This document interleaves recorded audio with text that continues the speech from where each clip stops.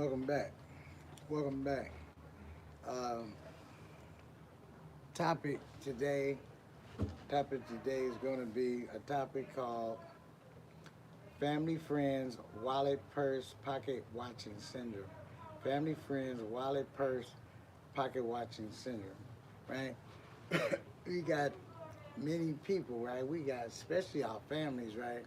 Let's say one wins the lottery. Let's say one wins 200,000, 100,000, even 50,000, right? And the word gets out that you won, right? So most people would assume, and most people find themselves assuming and believing that uh, you got some free money.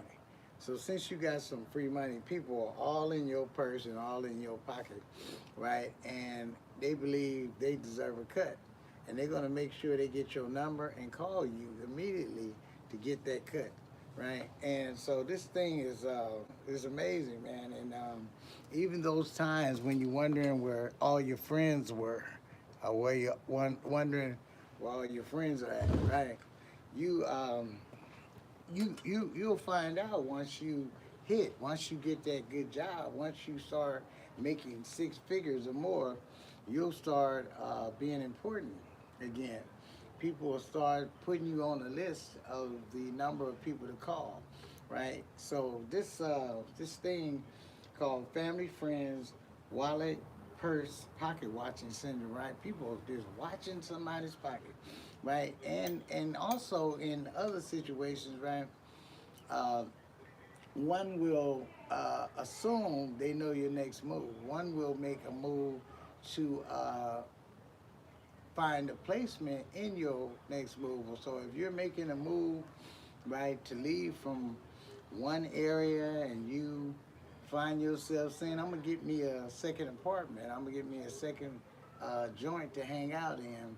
And so when you are saying that, you just probably doing that because of a job movement, a new area where you're going to be working, so you're going to have a spot close to your job. So you won't have to do a whole bunch of driving, a whole bunch of reorganizing and stuff like that, where you'll be tired in your new location. But many times people will assume that since you're not 24/7 in the new place, that you could be that other place is now vacant for them to live for free. In other words, right? So people are pocket watching all kind of ways. They're just pocket watching. Instead of watching their own pocket, they're watching your pocket. They're watching your pocket to where they don't have to go in their pocket and spend a thing. They can become irresponsible even. So we gotta know about this kind of stuff. Why people are saying nice things all of a sudden? Why are they complimenting one that they seem to have never complimented? They like, hey man, I look up to you. Hey girl, you always been sharp. You know that kind of stuff, right? But they're pocket watching, and they maneuvering with this pocket watching scheme, and then they find themselves coming up with this great idea of this new business, this new clothing line that's about to come out, and all they need is just a piece of your money. Not all of your money, girl. Boy, I would never ask for, you know, your whole shebang. I'm just asking for a little bit. Now a little bit could be 30, $40,000. It could be $50,000. I just want a little bit, is what they say, right? Just give me a little girl, and boy, I'll pay you back. You know, look. Matter of fact, we can even sign a contract. You know, just shoot it to me. How long is it gonna take you to give it to me? And you be like, oh no, and you want to say no, but they done rubbed you up and stroked your ego so good that sometime to get you a place or catch you at a certain time, catch you even when you're under the influence even, and begin to ask these questions and tell you some things. Oh, you know who was talking behind your back? And you be like, no, who? Girl, you would, boy, you would not believe it. Oh, someone, oh, they were saying this, and I was taking up for you. Oh, I was letting they ass know. Don't do that. Don't say this about my folks, my people. That's my family. Don't you dare say, right? But the truth of the matter is, if someone were talking about you, most likely they were joining in, these family, these friends, these pocket watchers, these purse watchers, and all these watchers, right? They are joining in with the crowd, with the crap, and all that, and they're saying very bad things about you, and they're gathering some stuff that the other people said, but they're not going to bring what they said at that particular gathering, that particular coming together with these so-called haters, right? Oh yeah, oh yeah. But when that money comes in, oh no, they would not say a negative thing. They would hope didn't anyone have a recorder at the time of that time when they were talking about you, when they were all joined in to talk about you, right? So this is just a trip, man. How we seem to be real phony in many ways. We be phony, man. We just be so phony, right? With this pocket watcher behavior and stuff like that.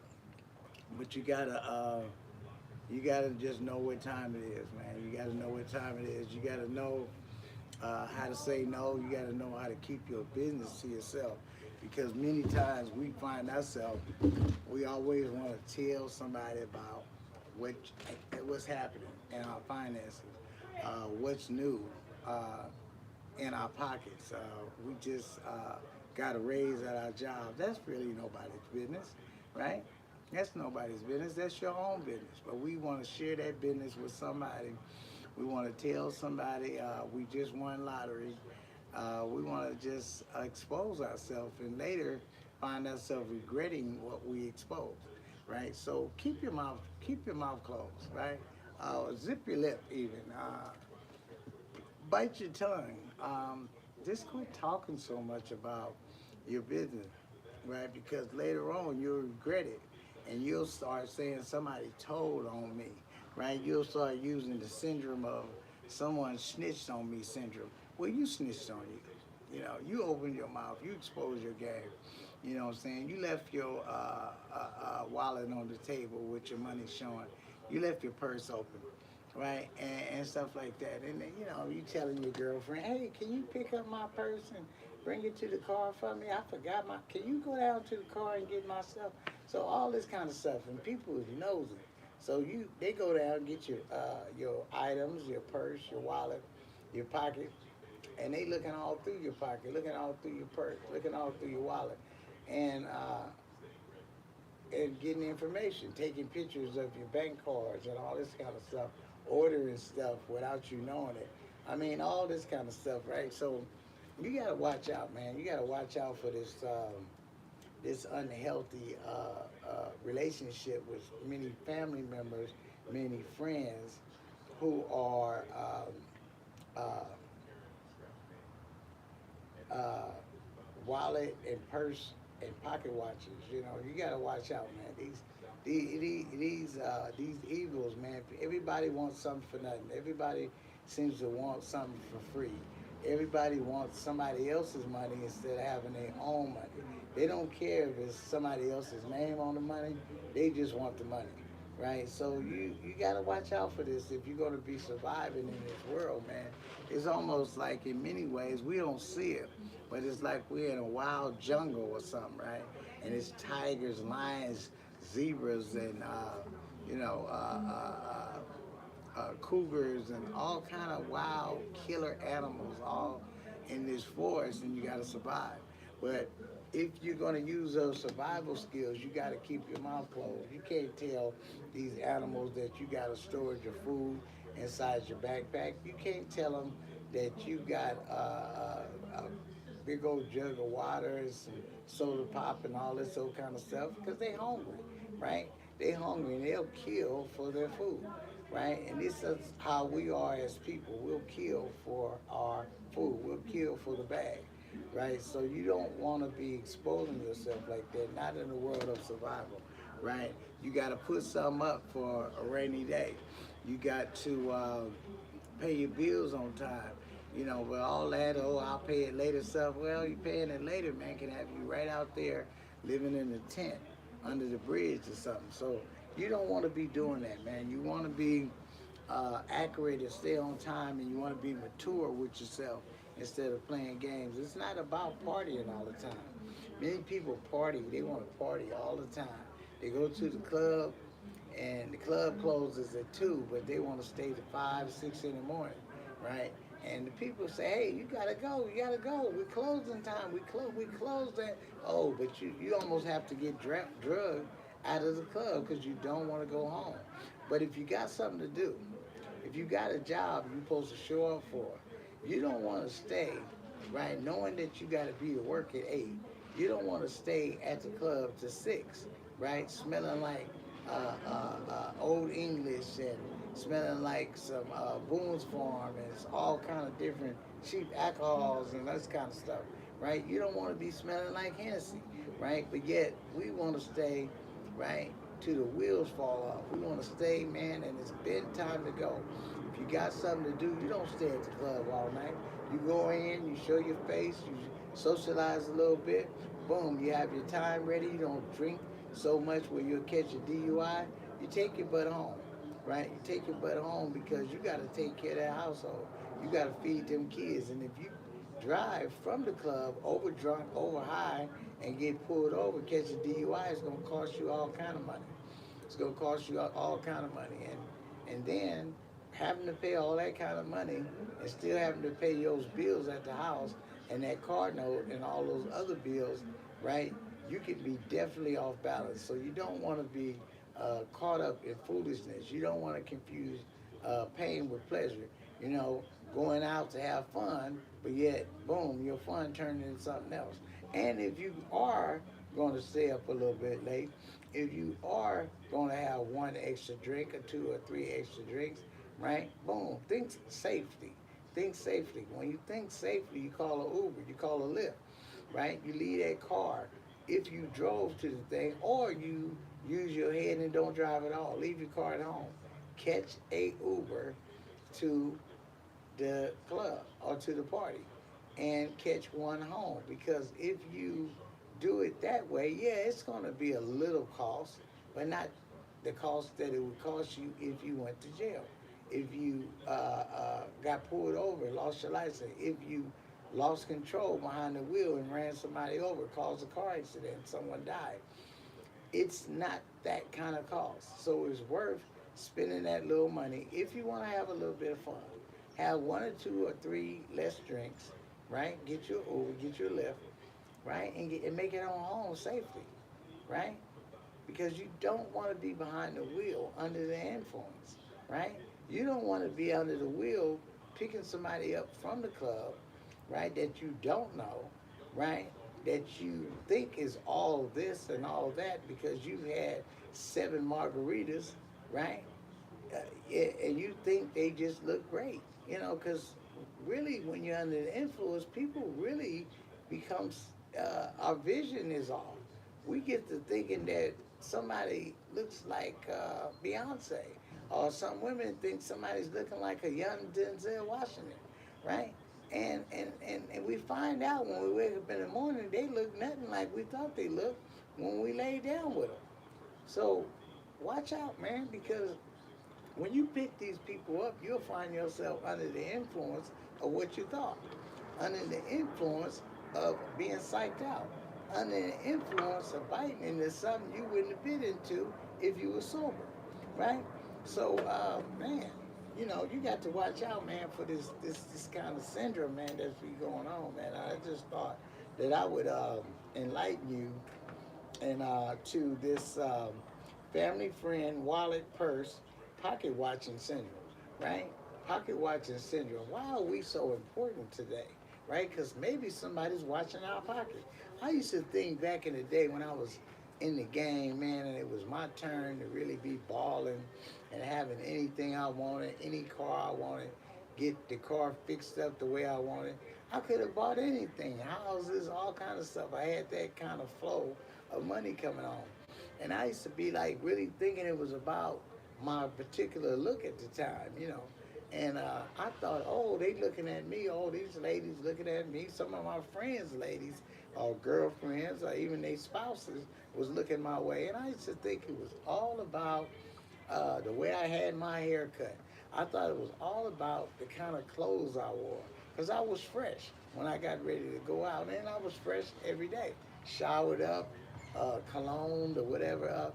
I was fresh, and I used to think that people were looking at me all of a sudden, not in the junior high school because I wasn't dressed in the part yet, right? And I used to think they were looking my way because of I'm just a cool person. But what I found out, it was actually some person pocket watching and wallet, purse, wallet, and pocket watching syndrome that was going on, right? Just peeping the bag, right? Just looking in the bag, looking in the wallet, looking in the purse, looking in the pocket, and they were looking my way because they knew I had some money, right? They knew I had some money because when the money was gone, I actually still looked the way I looked, right? You know, other than I didn't have no money. So when the money was gone, they seemed to stop watching. They seemed to stop looking hard. They seemed to stop pocket watching and purse watching and wallet watching. They didn't do that no more. They wasn't whistling and hey boo. They wasn't doing no hey boo stuff. So man, you got to be careful. We got to be careful, man, about these family members, right? That auntie, uncle, can you help me pay this bill, right? Now they already know that you got some money. They're not just calling, right? They've already did some homework, already got the word. The word is in the street many times to where uh, once they get it, you be like, oh, why did I get a call from 10 different relatives all of a sudden within the week? Well, they passing it around. Go, I just got 5,000 from counselor. Or I got woo woo. You see, what he gave that? No, no.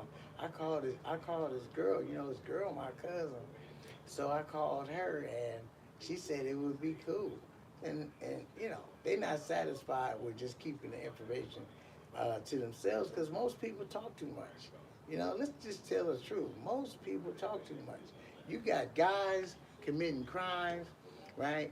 Shooting, being under the influence of some kind of drug, alcohol, and end up shooting inside of a building or shooting some block up. And then they go home and tell their partner, right? They go home and say, guess what, girl? Guess what, babe?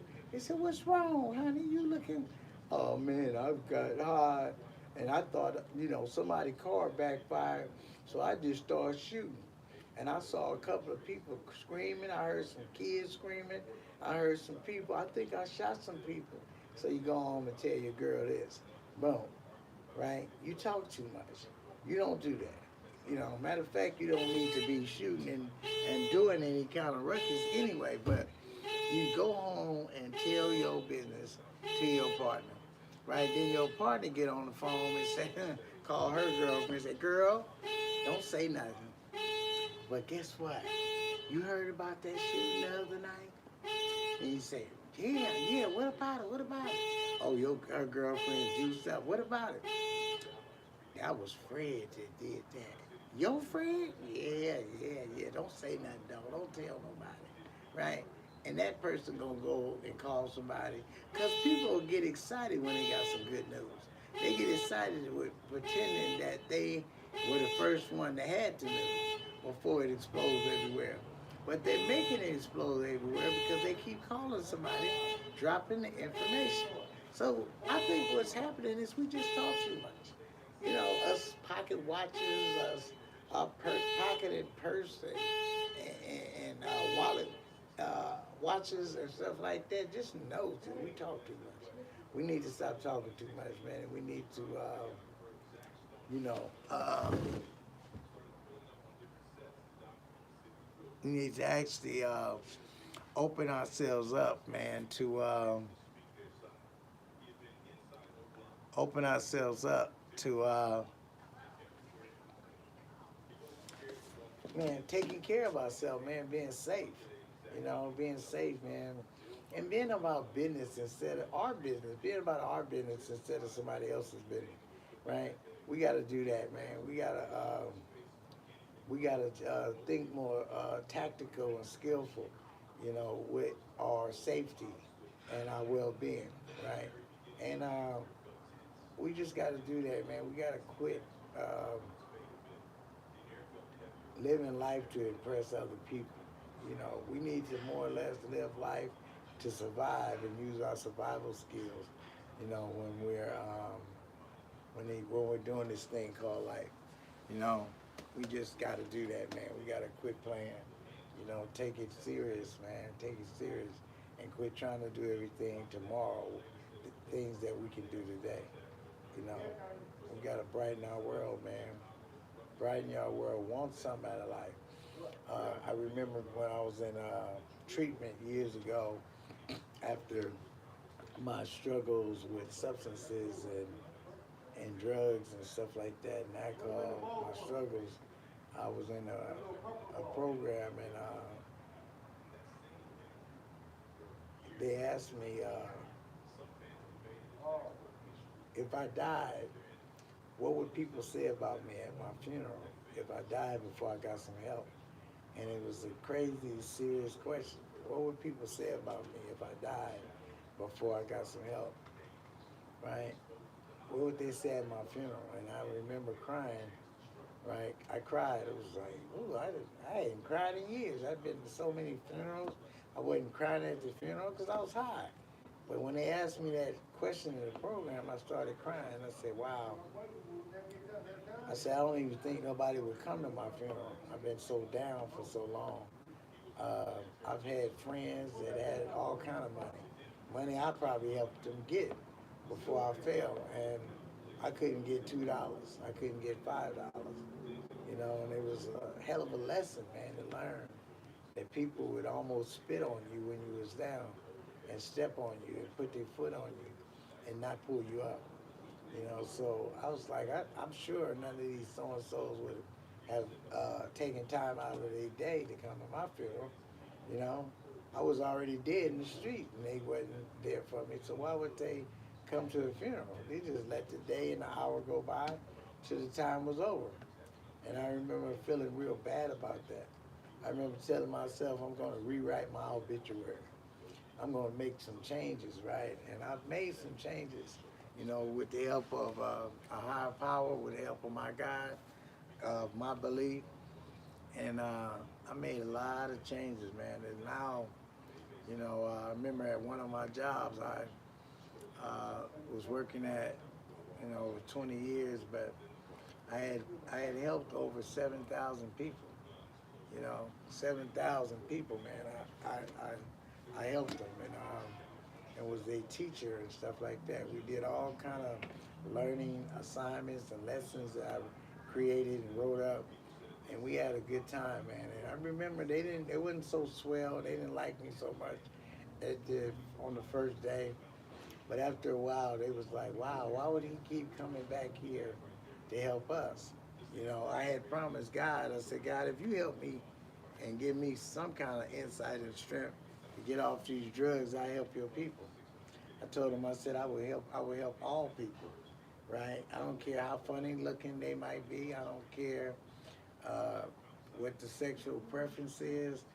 I said, I'll help your people. You know what I mean? You know, it's like in one of my sessions I have with people, and people seem to want to tell other people what help should look like. So I have this story that I tell them. I said, if you move to a neighborhood, and you can be an African American, you can be a Caucasian, you can be any race, but if you move to a neighborhood and you move in this little courtyard, and it got all these different people from different countries and different places of the world, and different racial groups of people, and you move into this house, and one night you getting high on a substance, whether it's alcohol, heroin, some sort of drug, fentanyl, but you're in the house and you getting high, and you go to sleep, and you later on it's found that your house is on fire and it's about to burn up, right? Is what I tell the group when I'm making this conversation. So the house is on fire, but you're sleeping in your room, or you're sleeping in the living room, and the house is on fire. And in this neighborhood that you move to, there's all these different racial groups of people that you never speak to, and they never speak to you, right? But at the time of you about to burn up, the question is, do you care which one of those neighbors come to save you? Right? And people be looking like, I say, answer the question. Do you care which one of your neighbors that you never speak to, do you care which one of them comes to pull you out of that fire and keep you from burning up? Right? Well, the question is no. Most of the time, it's going to be no. I don't care what the person looks like that comes to save me. And this is how we need to be getting down in life, because we don't know what help looks like, right? We sit and talk and waste time on these platforms, these YouTube channels, these Instagram, Facebooks, and we just be talking about people, man. Like, and we never know that that person we talking to might be the person that comes to save you, right? People want to talk about, ooh, you remember what the counselor used to be doing back in the day? I said, hey, you ain't gotta go into do remember. I'll tell you, right? I remember, right? And I'm not ashamed, man, of my course of what I had to go through. It was rough. I wouldn't wish it on nobody. But I don't live with guilt and shame and all that. I don't let that hold me down and be in my backpack where I can't move forward. No, I put that, no, I'm past all that. I'm going forward. But I can relate to people because of that too, right? Where I don't look down on folks. You know, I don't down on folks. I think everybody deserves a second shot, maybe even a third or fourth or fifth shot, right? And I believe you all deserve another shot. If you falling down and you one knee on the ground, I believe you can get up. I believe if you land on your back, you can get up. Les Brown is a motivational speaker I met, multimillionaire who goes around speaking and has contracts with different organizations. They pay him a lot of money for promoting their programs and stuff like that. But I met him one day after showing my clients one of his videos or a couple of his videos. And I met Les Brown, and he said, he got this from another scholar, but he said, if life seems to shake you up and send you through ups and downs and trials and tribulations, it says, and it seems to knock you off your feet, he says, try your best to land on your back. He said, if you land on your back, you'll be in a position of looking up. He said, if you can look up, you can get up. And I believe that too. I believe if you can look up, you can get up, right? So my thing with this whole thing as I do my work is always to lift people up, man. I just despise being on a program pulling people down. I despise that, man. That's such an ugly thing. I'm not here to pull anybody down. I'm not going to do it. I'm not going to do it. I don't want to pull nobody down. I want to pull the people up. So when my day does come, when I'm walking up to the judge table, God, Jesus, Allah, whatever you want to call your God, and he's reviewing what I did on earth, you know, I want to be able to have some high points. I want my points, my scores to be higher than my faults. You know, I want that to be that way, so he can say, hey, well, a job well done, right? You know, where he can say you can enter into the chambers over there. You can you can move into that mansion over there. You know, they say, I believe in John 14, let not your heart be troubled. They say, ye believe in God, believe also in me. It says, in my Father's house, there are many mansions. If it were not so, I would have told you. He said, I go on to prepare a place for you. And if I go on to prepare a place for you, I will come again and receive you unto myself. So I would, you know, if there's an afterlife after this, you know, I would rather be in a mansion, man. If I could be in a mansion, you know, if I can't get a mansion while I'm here on earth, you know, if I can get a mansion later on, that's real swell for me, right? I don't want to be in a tent. You know, I mean, I've been out there in the street, man, and at the time when I was homeless, I didn't even have a tent. I can't even tell a testimony that I lived in a tent. You know, I couldn't afford a tent. I mean, if you had given me a tent, they had given me a tent, I would have sold it. I would have sold a tent, man, just for a hit of some dope. just for here to crack or a sack of heroin. I would have sold the tent, right? Might maybe went back and tried to get it back, but I would have sold it, no doubt, real quick. You know, so um, it's about loving yourself. It's about being willing to marry yourself, right? and get off that pocket watching, that purse watching, that. Just get off that, man. Just get off that kind of stuff, and make a life for yourself. Get off that with that thing with the family, friends, wallet, purse, pocket watching syndrome. Get off that. Get off of that, man. You know, watch your own pockets, man. Watch your own budget. Invest in some stocks or something like that, right? Invest in something that's going to turn out to win for yourself. You know, find out how other people are managing money, right? And look into that, man. And try to quit looking into a handout, a free meal or something. You know, a free standing in a free lunch line. I mean, that's not bad if you need to do that. You know, but just letting your whole life be in go and somebody else's funding and somebody else's efforts or what they do in life or thinking that someone owes you something, right? You know who owes you something, you guys? You. You owe you something, right?